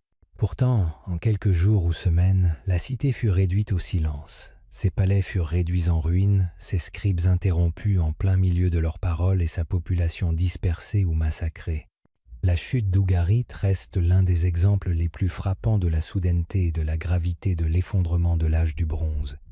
La prospérité d'Ougarit reposait sur son port qui accueillait des navires venus de toute la Méditerranée. Les marchands y apportaient du cuivre de Chypre, de l'étain d'Orient, des céréales de l'intérieur de la Syrie et des produits de luxe d'Égypte et d'ailleurs.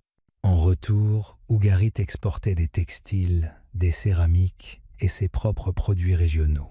Les archives de la ville, mises au jour des siècles plus tard par des archéologues, révèlent une bureaucratie sophistiquée, capable de gérer le commerce, les impôts et la correspondance internationale. Des lettres cunéiformes montrent des rois échangeant des cadeaux et négociant des alliances avec des souverains venus de contrées lointaines. L'alphabet ougaritique, développé localement, fut l'une des premières tentatives connues d'écriture alphabétique, simplifiant des écritures syllabiques complexes en une forme qui allait plus tard influencer l'alphabet phénicien, puis les alphabets modernes. Les habitants d'Ougarit étaient d'habiles artisans, scribes, commerçants et prêtres. Leurs temples honoraient des divinités telles que Baal, El et Anna, figures centrales d'une riche mythologie qui a influencé les cultures ultérieures. La culture de la ville mêlait traditions cananéennes et influences mésopotamiennes et égyptiennes.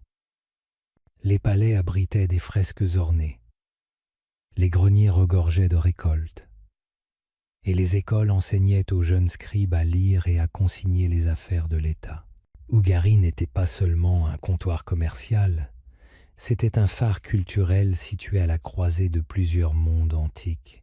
Malgré sa puissance et ses relations, Ougari tomba à une vitesse stupéfiante. Vers 1190 Xav. JC, la ville fut détruite, probablement par la même vague de peuples de la mer ou d'autres groupes migratoires qui déferla sur la Méditerranée orientale. Les derniers textes de la ville offrent des aperçus saisissants des jours précédant sa fin. Des lettres implorent un soutien militaire, signalent des mouvements hostiles à proximité et décrivent un sentiment d'inquiétude grandissant. Une tablette de ce type, retrouvée dans les ruines, n'avait pas encore été envoyée, suggérant que la destruction fut soudaine. La ville fut incendiée, ses remparts percés et ses habitants tués ou chassés. Contrairement à d'autres villes qui se relevèrent ou se reconstruisirent, Ougarit ne fut jamais réoccupée.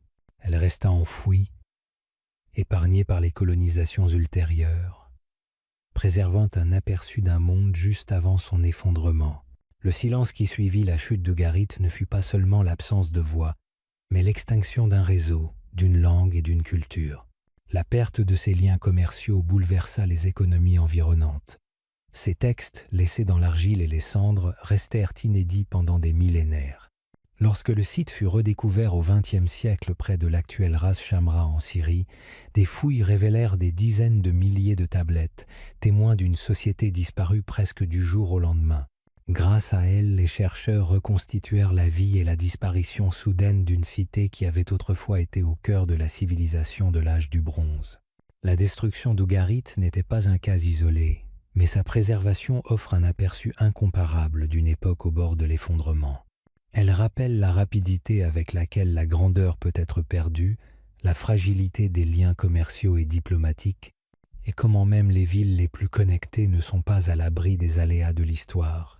La ville fut réduite au silence, mais dans ses ruines, sa voix perdure. La chute de Hattusa, au cœur du plateau anatolien, entourée de crêtes abruptes et de hautes murailles de pierre, se dressait autrefois la redoutable cité de Hattusa, capitale de l'Empire hittite. De cette forteresse, les rois hittites régnaient sur l'une des grandes puissances de l'âge du bronze final. Hattusa était une cité d'ordre, de rituels et d'autorité impériale.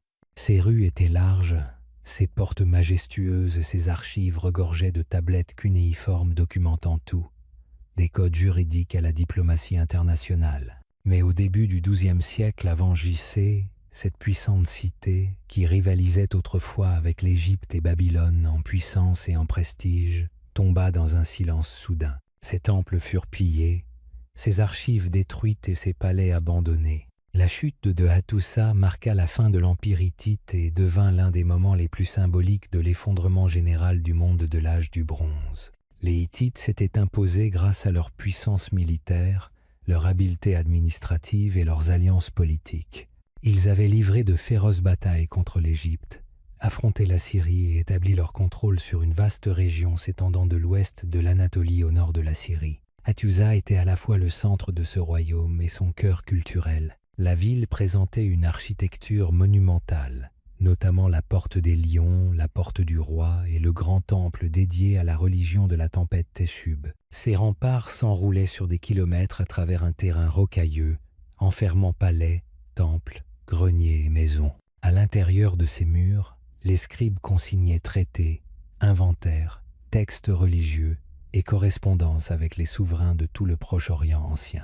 Le déclin de la cité ne fut cependant pas un événement isolé, mais un processus marqué par des tensions croissantes. Dès la fin du XIIIe siècle avant J.C., des signes d'instabilité commencèrent à apparaître. Les pressions extérieures s'intensifièrent, les ennemis sont dans les frontières, tandis que les dissensions internes remettaient en cause l'autorité royale. La famine, probablement causée par une sécheresse prolongée, affaiblit la population et accroît la dépendance aux approvisionnements extérieurs en céréales. Le coût du maintien d'un vaste empire mit à rude épreuve l'économie hittite et les dirigeants successifs peinèrent à maintenir l'unité de l'État. Les gouverneurs régionaux gagnèrent en autonomie et la chaîne de commandement commença à se fracturer. Vers 1200 Save, J.C., l'empire hittite avait perdu le contrôle d'une grande partie de ses territoires. La capitale devint de plus en plus isolée, son influence diminuant à mesure que les États vassaux déclaraient leur indépendance ou succombaient à des invasions étrangères. Le coup de grâce fut porté à Hattusa par l'attaque, probablement menée par des forces d'invasion et des factions rebelles. Bien que l'identité exacte des assaillants demeure incertaine, certains évoquent les Cascans venus du nord, d'autres des incursions des peuples de la mer ou des tribus anatoliennes déplacées. Les destructions furent considérables. Des bâtiments furent incendiés, les archives royales effacées et la ville disparut. Contrairement aux villes reconstruites plus tard, Hattusa fut abandonnée et laissée à l'abandon. La perte de Hattusa marqua plus que la chute d'une capitale. Ce fut la désintégration d'un système impérial. L'écriture hittite disparut. Ses lois et sa religion disparurent des mémoires, et son peuple fut dispersé. Pendant des siècles, le nom des Hittites disparut de l'histoire, ne subsistant que dans de faibles références bibliques.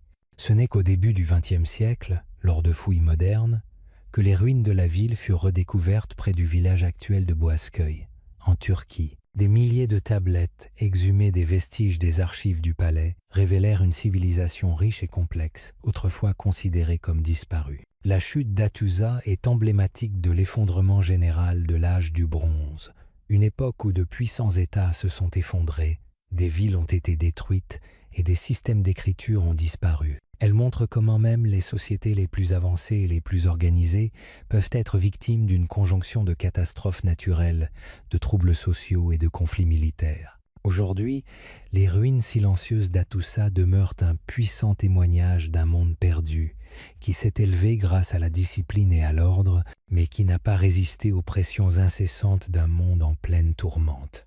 Incendie à Mycène. Perchée sur les collines rocheuses du Péloponnèse, la citadelle de Mycène était autrefois un symbole de force, de richesse et d'autorité royale. Ses imposantes murailles cyclopéennes, ses portes massives et ses tombeaux richement ornés témoignaient d'une civilisation qui avait dominé la Grèce continentale pendant des siècles.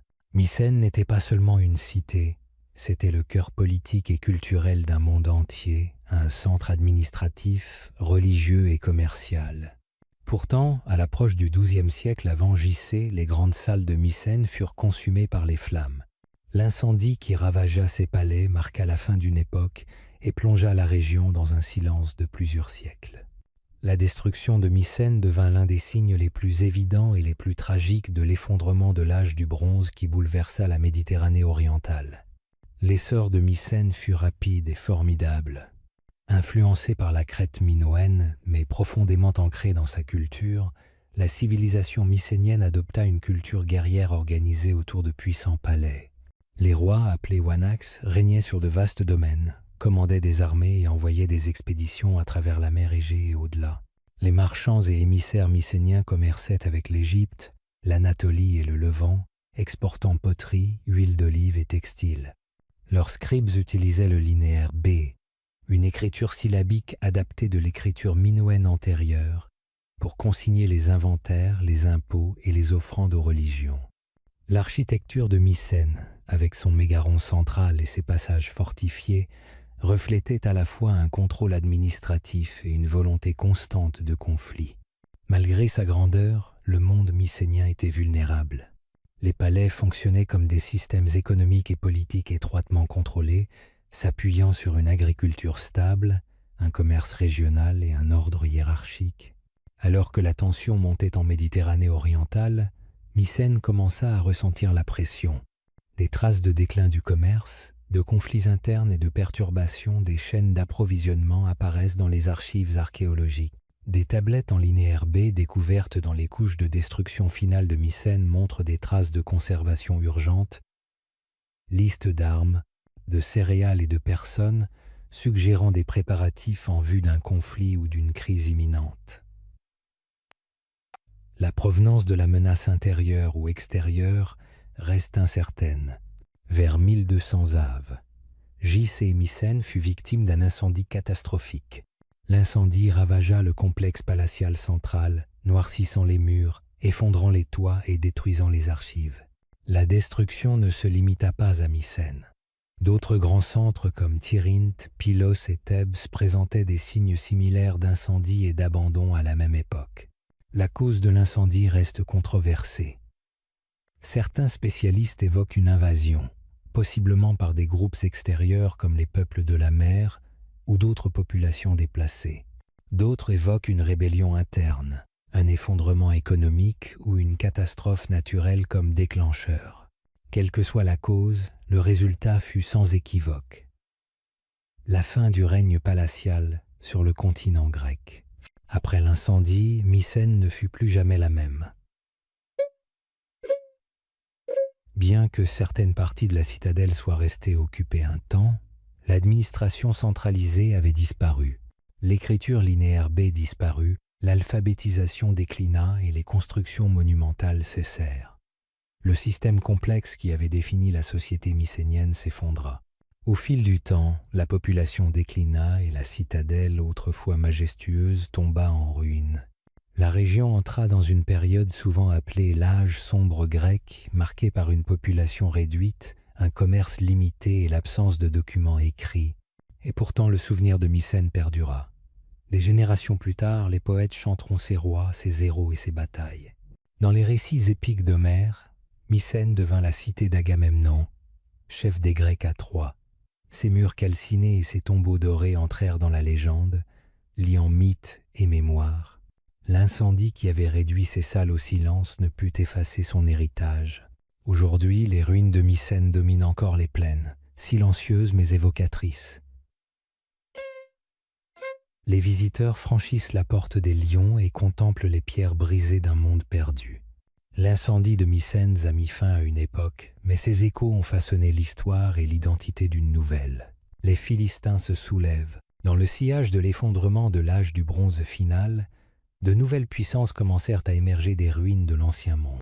Parmi celles-ci, les Philistins, arrivés sur la côte sud de Canaan à une époque de bouleversement, laissèrent une empreinte durable dans les récits historiques et bibliques. Bien que leurs origines restent controversées, leur impact sur l'âge du fer est incontestable. Les premières références aux Philistins proviennent des archives égyptiennes, notamment des inscriptions du pharaon Ramsès III à Médine-Tabou. Ces textes décrivent une confédération de peuples de la mer attaquant l'Égypte vers 1175 Av. J.C. incluant un groupe appelé les Pelsais, largement considérés comme les Philistins. Ils étaient des communautés entières en migration, probablement déplacées par la famine, la guerre et l'effondrement politique. Après avoir été repoussés par les Égyptiens, les Philistins s'installèrent le long de la côte méridionale de Canaan, dans ce qui allait devenir la Philistie. Ils établirent une pentapole composée de 5 grandes villes, dont Gaza, Ashkelon, Ashdod, Ekron et Gath, chacune ayant son propre dirigeant mais coopérant sur les questions militaires et politiques. Les découvertes archéologiques ont révélé une culture unique des Philistins. Leur poterie et leurs bâtiments montrent une influence méditerranéenne, en particulier de la mer Égée. Au fil du temps, ce style importé s'est mêlé aux traditions locales, créant une culture hybride. Les Philistins devinrent rapidement une puissance régionale. Leur organisation militaire, incluant des chars et une infanterie disciplinée, leur permit de contrôler les territoires voisins et de se défendre contre leurs ennemis, notamment les Israélites. La Bible les dépeint comme des ennemis constants des Israélites, avec des récits comme celui de David et Goliath, symbolisant la lutte entre ces peuples. Cependant, les relations entre les Philistins et leurs voisins n'étaient pas seulement conflictuelles. Ils adoptèrent des éléments de la religion cananéenne et interagirent culturellement avec d'autres groupes. À mesure que l'âge du fer progressait, la puissance des Philistins diminua sous la pression de royaumes voisins et des empires comme l'Assyrie. Au 8e siècle Av. JC, leur indépendance avait été réduite et ils furent intégrés au système impérial plus vaste du Proche-Orient. Malgré leur déclin, les Philistins laissèrent une empreinte durable dans l'histoire. Leur culture matérielle, leur urbanisme et leurs interactions avec d'autres peuples montrent la résilience d'un peuple ayant émergé des ruines de l'âge du bronze. Leur histoire témoigne de la capacité des communautés déplacées à façonner durablement l'histoire.